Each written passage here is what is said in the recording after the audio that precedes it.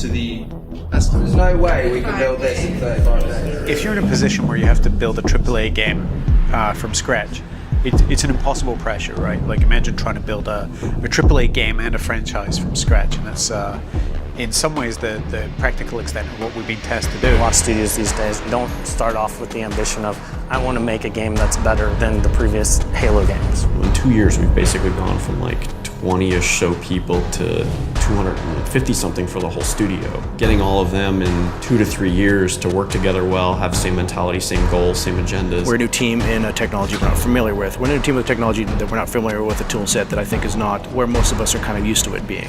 Everything you put in, it's like adding something on top of a tower. It's going to fall apart if you're not careful, and it falls apart, and we have to kind of figure out where the cards broke and put them back together. There's a lot we could do and just not quite enough time and people to do it. Quality is iteration times time. We're trying to get to quality by iterating on everything with the time we have left. And on top of that, the expectation we know people have externally around what Halo should be, what it can be. When people look back at this beloved franchise, how is history going to judge us?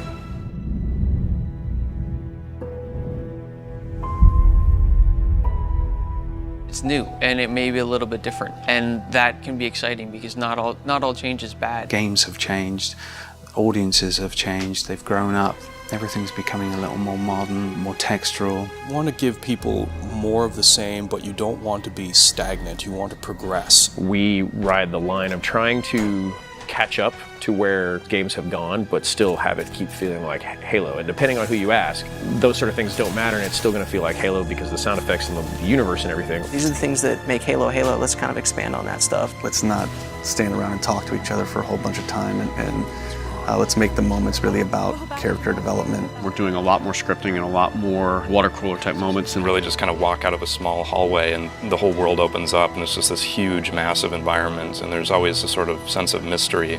You don't have all the answers. There's these amazing locations that you go to that look functional, but you're not 100% sure on what they are. I think video games gives you participation moment by moment, like just something where you're so close to the content and so in control of it that it becomes your story as opposed to the filmmaker's story or the game designer's story. It's escapism, pure and simple, in a way that I think a lot of more reality-based shooters aren't. I think that you really can project yourself into a world you've never seen before. We have to make sure that whatever our story is, whether it's a continuation of themes that we've already established or whether it's brand new, that it has to resonate for every audience, both old and new. And it's definitely a continuation of the Chief and Cortana's arc.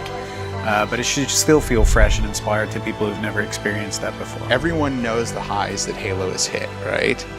If we don't exceed those, because before it was shared glory, and now it's focuses solely on Microsoft.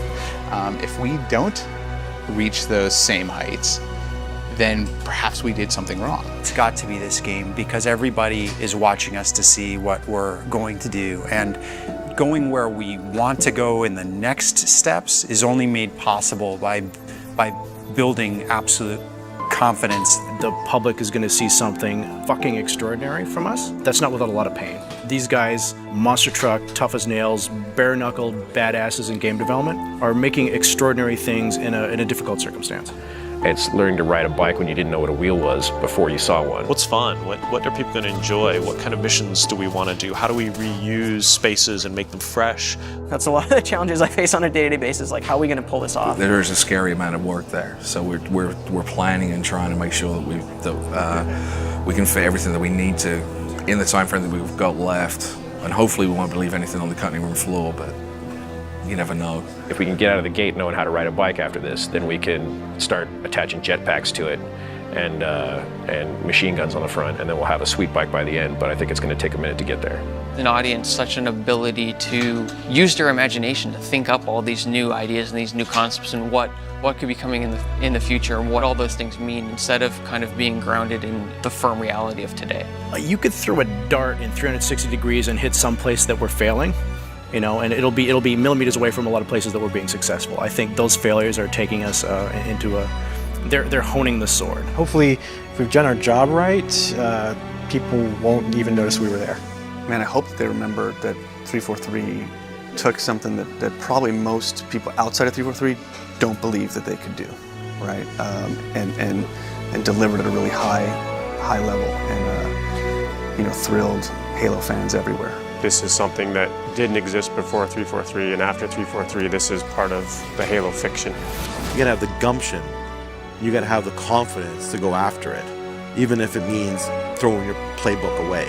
It's not something that you can really accelerate. It almost has to be forged in battle. The team has to go into war together and actually build a game and learn to trust one another. We have a franchise that people love. We have characters that people love. And we have gameplay institutions and methods that people are really attached to.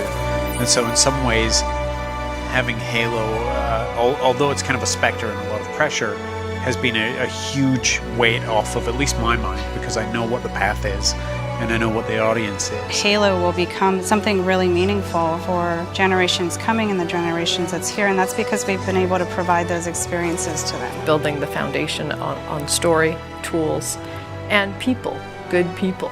And there's a lot of good people here. It's a challenge, but we can do it, definitely, and we're doing it. It's really realized as a whole this time around. Just trust us, it's awesome, and it's going to be great. Write it all down and you're like, wow, how can this team ever succeed? And yet here we're about a year from being complete, and you look at the state of the game and what this team's accomplished, and it's amazing. It's not going to be easy. It's going to be really fucking hard. It's going to be really tough. We're going to face all kinds of challenges between here and the finish line, getting there, but I totally believe that we're going to come together and we're going to create a game that is going to blow people's minds, and it's going to put this team on the map.